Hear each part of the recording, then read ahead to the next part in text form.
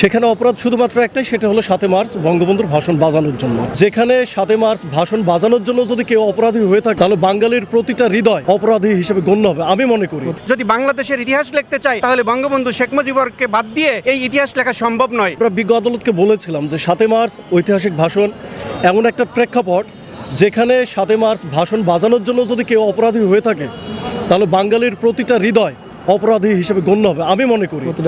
এবং সেই বিষয়টা আমরা বিজ্ঞ আদালতের নজরে নিয়ে এসেছি। সেখানে অপরাধ শুধুমাত্র একটাই, সেটা হলো 7 মার্চ বঙ্গবন্ধুর ভাষণ বাজানোর জন্য।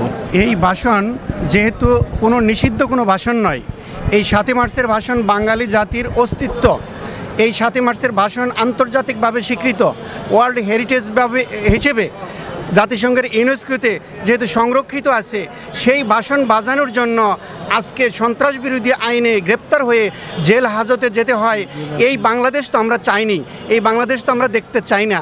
আমরা নতুন একটা গণতান্ত্রিক সরকার, নির্বাচিত সরকার এসেছে, যদিও সরকার নির্বাচন নিয়ে প্রশ্ন আছে, তারপরেও এই সরকারের কাছে আমরা সকলের একটি ন্যায় বিচার প্রার্থনা করি।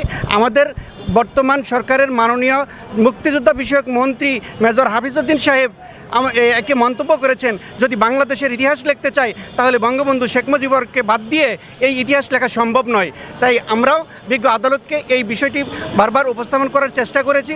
বিজ্ঞ আদালত উভয় পক্ষে শুনানি শেষে জামিনের আবেদন নামঞ্জুর করেছেন। দেশে দেশে সবার সাথে দ্য নিউজ।